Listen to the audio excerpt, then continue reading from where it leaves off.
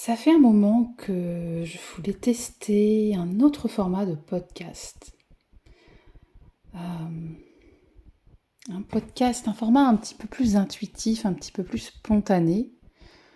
Alors non pas que le format que je faisais auparavant n'était pas déjà intuitif et spontané, je dois dire, mais je me suis rendu compte que je m'imposais quand même le fait de faire un podcast d'une certaine durée sur un thème donné chaque semaine. Et que parfois, je ressens, des choses qui me traversent et que j'aimerais partager. Et je le fais pas forcément parce que, bah, voilà, ça rentre pas forcément dans cette structure que je me suis imposée. Et je dois dire qu'en fait, je me rends compte que, bah, ce podcast, je le fais avant tout je le fais pas pour transmettre, je dirais, des trucs et astuces ou des notions de développement personnel, à appliquer à la lettre ou des choses comme ça. Non pas que je dise que ça, faire ça, c'est pas bien, mais simplement, déjà, d'autres le font et le font très bien. Mais quand bien même, voilà, d'autres le feraient, je pourrais très bien le faire aussi. Mais c'est juste que je ressens que c'est pas forcément aujourd'hui ce qui m'anime et ce que j'ai envie de faire avec ce podcast. Et je sens qu'en fait, ce que je cherche à faire avec ce podcast, c'est avant tout à me connecter aux personnes qui sont dans le même cheminement que moi à l'heure actuelle et avec lesquelles ce que moi je traverse en ce moment va résonner. C'est uniquement ça, en fait, je crois, l'ambition de ce podcast et de poser peut-être des mots sur ce qui me traverse pour que ça puisse résonner voilà, chez toi, si tu traverses finalement la même chose, parce que je suis convaincue qu'au final, nous traversons finalement toutes et tous un petit peu les mêmes choses. Et, euh, et ouais, c'est simplement peut-être voilà, poser des mots sur ce que je traverse. Parce que tout simplement, j'ai cette élance de parler dans un micro. Et parce que j'ai peut-être, par rapport effectivement à la moyenne des gens que je côtoie, plus de temps pour me poser, enregistrer ces podcasts et surtout prendre du recul par rapport à ce qui me traverse. Voilà. Mais j'ai pas la prétention d'avoir des solutions toutes faites, d'avoir des fiches avec des trucs et astuces, etc. C'est pas là qu'est réellement ma valeur ajoutée, je crois. Voilà. Et donc j'avais envie pour pousser encore un tout petit peu plus loin cette démarche qui est la mienne à travers ce podcast, d'aller sur un format vraiment plus spontané, plus dans le moment, pour évoquer vraiment les thèmes qui me traversent chaque jour. Et là, ce que j'aimerais évoquer dans cet épisode, probablement que du coup les épisodes seront peut-être un petit peu plus courts, on verra, mais oui, je pense qu'ils le seront. Et peut-être aussi plus fréquents. Peut-être en tout cas qu'il n'y aura pas la même régularité. Mais je suis pas certaine que de toute façon, voilà, ce que tu recherches en m'écoutant, ça soit quelque chose de lisse, de parfait, de bien structuré, grand 1, grand 2, grand 3. Je crois que ça, ChatGPT peut le faire sans aucun souci. Si tu cherches un podcast, je sais pas moi, par exemple, sur l'amour de soi ou sur la confiance en soi, qui soit structuré avec grand 1, grand 2, grand 3, des sources, etc., je pense qu'une IA pourra le faire bien mieux que moi. Donc voilà, moi ici, ce que j'aimerais proposer, c'est simplement partage de mon cheminement et peut-être quelques pistes qui, moi, m'aident qui t'aideront peut-être toi aussi. En tout cas, je sais que moi, ça m'aidait beaucoup d'écouter des podcasts où je sentais que je suis pas toute seule à vivre ce que je vis, tout simplement, et sentir qu'on est une seule et même humanité qui traverse finalement les mêmes états d'âme. Rien que ça fait du bien en fait. Voilà. Et peut-être juste qu'on peut accepter ce qui nous traverse sans chercher toujours à trouver des solutions et à travailler sur nous, quoi. Et ouais, alors voilà, le thème d'aujourd'hui qui me traverse et qui me traverse depuis quand même un moment et que je sais que ça traverse aussi beaucoup de personnes qui m'écoutent, euh, que j'avais envie de partager dans cet épisode, c'est l'inconfort des périodes de transition.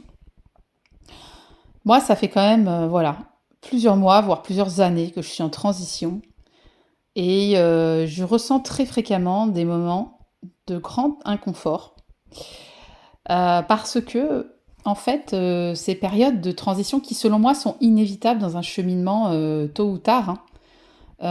Et plus finalement on y résiste, plus, bah, le cheminement va être douloureux, je dirais. On rajoute finalement de l'inconfort et de la souffrance à ce que la vie nous propose, hein. Bah, voilà, l'inconfort de la transition, c'est quelque chose qu'on partage toutes et tous et c'est quoi exactement? Bah, c'est quand en fait, on arrive à un moment de notre cheminement où on a abandonné, quelque part, un costume qui était trop étroit pour nous, hein. Quelque part, c'est cette identité qu'on se crée, hein, parce que sinon, on ne peut pas vivre une vie d'humain si on s'identifie sans arrêt à la conscience universelle et au grand tout. Et à un moment donné, il faut aussi effectivement s'identifier d'une manière ou d'une autre à une certaine identité, c'est nécessaire. Mais il arrive toujours un moment dans la vie où l'inconfort qu'on ressent est lié au fait que ce jeu, ce costume-là, il est devenu trop étroit pour nous. Et moi, ben, clairement, il y a 3 ans, j'ai commencé à ressentir de manière de plus en plus prégnante l'inconfort de ce costume que j'avais, hein, le costume de la salariée en CDI, la mère de famille parfaite. Voilà, ce costume-là devenait de plus en plus inconfortable à porter. Et ben, progressivement, depuis quelques années, j'ai d'abord au niveau de mon cheminement intérieur, et puis après ça a commencé à se manifester à l'extérieur, ben, je me suis défait un petit peu de cette identité-là, en fait. Et je crois qu'on est tous amenés, d'une manière ou d'une autre, à le faire dans notre vie. C'est un petit peu... Enfin, j'ai quand même l'impression que ça fait partie du cheminement de tout un chacun. Parfois c'est rapide, parfois c'est plus long, mais en tout cas, on a toutes et tous des périodes comme ça. Et donc on abandonne ce costume trop étroit, on retire des couches, et sur le moment on ressent un certain soulagement à le faire, bien sûr. On a l'impression que, voilà, on ressent vraiment que ça nous soulage, qu'on vibre, on vibre plus haut, on vibre davantage et tout. Ça, clairement, moi, je l'ai ressenti, hein, je veux dire, moi, je sais que, voilà, dans les principaux changements que j'ai pu vivre ces derniers temps, bah, il y a eu effectivement un changement au niveau de ma vie personnelle, hein, familiale, puisque bah, je me suis séparée de mon conjoint il y a quelques mois. Et puis, il y a eu également la décision de quitter mon travail de salarié dans un grand groupe. Euh, et donc voilà, ça c'est vraiment effectivement des éléments très très importants de mon identité.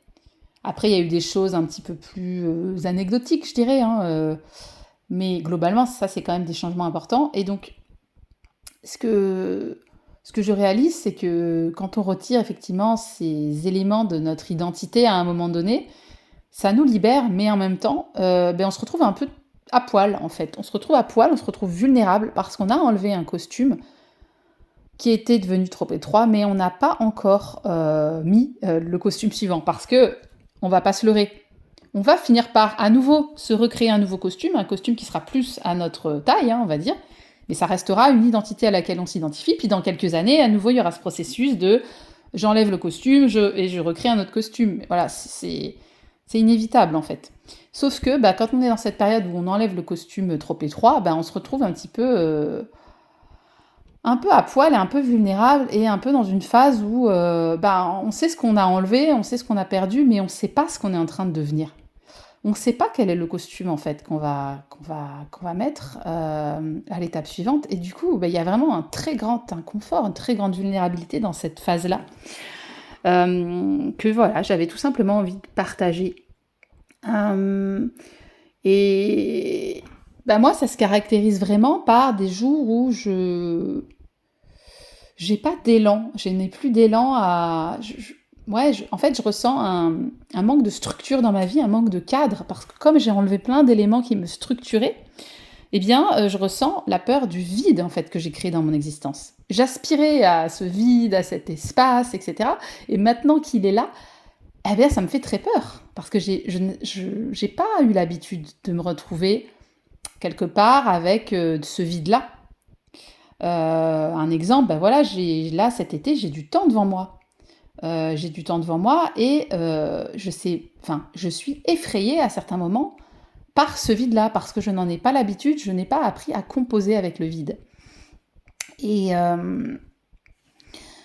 ouais, il y a des jours où en fait j'ai pas d'élan, dans le sens où c'est comme si il y a des choses dans lesquelles je croyais avant dans lesquelles je ne crois plus aujourd'hui,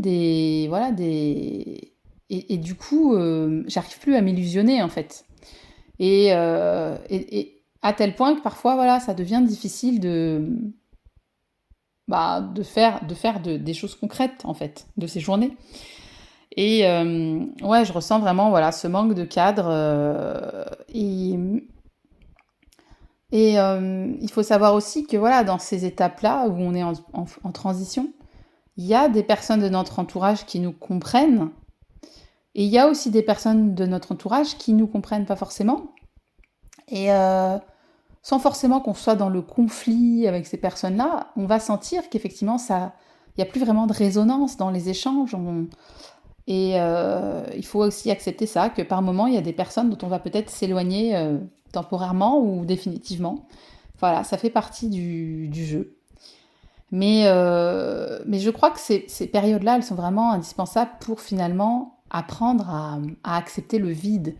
Parce que c'est à partir du vide en nous que la vraie créativité peut apparaître, que la nouveauté peut apparaître. Donc il faut accepter de créer ce vide dans notre vie intérieure, mais aussi dans notre vie à l'extérieur. Et faire face à ce vide, effectivement. Ce vide qui correspond au fait de ne plus s'illusionner à ce petit jeu, à ce personnage, en fait. Avec tout ce qu'il y avait qui allait avec ce personnage, toutes les occupations, tous les repères, comme j'ai dit, voilà, les cercles, les relations, etc. Il y a un moment donné où on se retrouve, de toute façon, sur ce chemin-là, on se retrouve seul. Ça, tu as dû le ressentir aussi, c'est qu'il y a un moment donné, on est seul face à nous-mêmes. Et c'est comme si on arrivait vraiment au bord d'une sorte de précipice, quoi. Où moi, j'ai même cette sensation que mon intuition m'a menée à tous les changements, hein, finalement, que j'ai opérés dans ma vie. Et qu'il y a un moment donné où tu te sens abandonné même par ta propre intuition. C'est comme si, tu sais, il n'y a plus rien, quoi. Et ça me rappelle, moi qui ai été élevée dans la religion catholique, tu vois, aujourd'hui, je reviens de plus en plus sur, par exemple, le parcours de Jésus, qui me résonne bien plus en moi qu'avant, en fait, maintenant que j'y amène un petit peu un autre regard. Et je me rappelle qu'à un moment donné, juste avant sa mort, mais en fait, la mort de Jésus sur la croix, c'est la mort de l'ego, hein, symboliquement, ça représente la mort de l'ego, du personnage. Et bien il dit, mon Dieu, pourquoi m'as-tu abandonné ?» Et donc, tu vois, il y a vraiment ce moment-là où on a l'impression que tout s'écroule, qu'on est seul au monde. Et ouais, moi, il y a vraiment des journées où... je sais pas si tu ressens ça parfois, mais il n'y a rien qui calme cet inconfort-là. La seule chose qui va calmer ça, c'est de reconnaître, de me dire, ok, là, je me sens complètement abandonnée, je me sens complètement perdue. Et c'est pas grave, voilà, j'accepte. J'accepte là d'être complètement perdue, de pas savoir où je vais, de pas encore avoir d'idées, de vision claire de de ce que je suis en train de devenir. Mais c'est pas grave, je fais confiance, quoi. Je fais confiance à cet élan qui, depuis le début, m'a poussée à faire tous ces changements. Et voilà, c'est simplement arriver à faire ça quelque part, hein, quand on est dans ces moments de bad. J'espère que tu te reconnaîtras là-dedans. À se dire, ouais, ok, là, je me sens perdue. Mais je continue à faire confiance à la vie et à ce qu'elle me réserve. Et j'accepte dans mon cheminement cette étape-là parce que je sais qu'elle est nécessaire, indispensable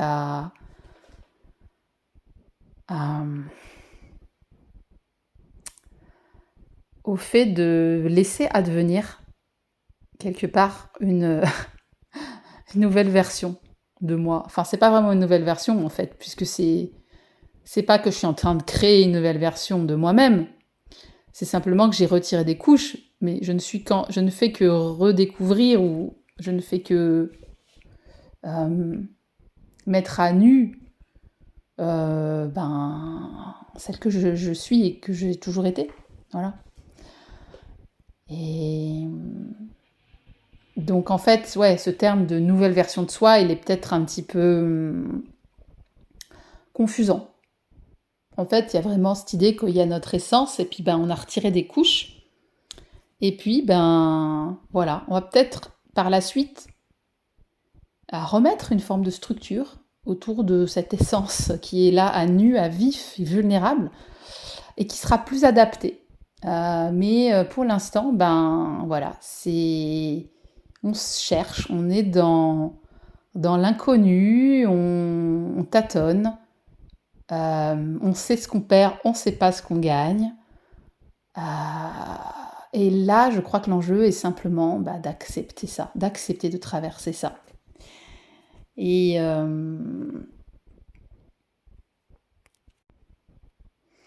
accepter dans un monde qui, il faut bien le dire, aime les choses qui sont claires, qui sont structurées, qui sont bien étiquetées, bien identifiées.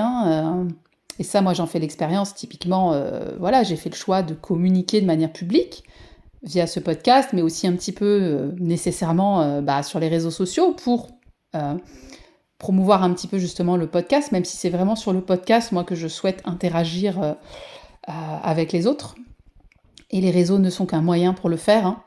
Mais ça, c'est mon choix très personnel parce que c'est ce qui fait sens pour moi et ce qui est le plus fluide et le plus adapté pour moi. Mais voilà, accepter dans un monde qui est celui-là, de parfois justement ne pas savoir quelles sont les étiquettes, quelle est la structure, et voilà, accepter de traverser ça. Moi, je trouve ça important de parler de ce sujet-là. Parce que voilà, vous me voyez toujours avec des photos où je souris, avec un ton assez enjoué sur ce podcast. Mais voilà, comme tout un chacun en ce moment, enfin en tout cas comme beaucoup d'entre vous, eh bien je traverse moi aussi régulièrement des moments d'inconfort intense, de doute. Mais aujourd'hui, je suis là pour dire que ça fait réellement partie du cheminement. Et ce qui nous est demandé dans ces périodes-là, c'est simplement d'accueillir cet inconfort-là et de le traverser le plus sereinement possible en gardant confiance dans le fait que ce sentiment de vide-là, il est fertile. Et il est la source de tout ce qui peut émaner de nous, de créatifs de nouveau. Il prépare un renouveau. C'est un petit peu comme dans la nature, c'est même un petit peu, c'est pas un petit peu, c'est complètement comme dans la nature, c'est-à-dire que dans la nature, il y a des moments où c'est florissant, c'est bourgeonnant, et puis il y a des périodes d'arrêt, comment dirais-je, d'hibernation, où la nature n'est pas aussi belle, en tout cas que, par exemple, qu'au printemps. Et c'est nécessaire, en fait. Et il n'y a que nous, les humains, pour croire qu'en fait, il faudrait tout le temps, finalement, savoir qui on est, se présenter de manière très claire. Moi, je fais ce choix de pas incarner que ça. Et de vous partager vraiment toutes les phases de mon cheminement, tout ce que je traverse. Et parce que je crois que c'est vraiment ça que j'ai envie d'incarner dans ce podcast. C'est simplement un endroit où on se relie les uns aux autres et où on comprend qu'on n'est pas seul dans ce cheminement-là. Qu'au fond, on est tous reliés et qu'on traverse les mêmes choses. Et ça fait du bien de simplement réaliser ça, je crois. Qu'on n'est pas tout seul et qu'au fond, on chemine toutes et tous à notre manière sur ce chemin-là, de retour à notre essence. Dans un monde où c'est pas facile, tous les jours. Voilà, j'espère que ce petit partage complètement spontané, ce petit partage du cœur résonnera en toi. Et puis, bah, je te dis à très vite pour un prochain partage. Mouah.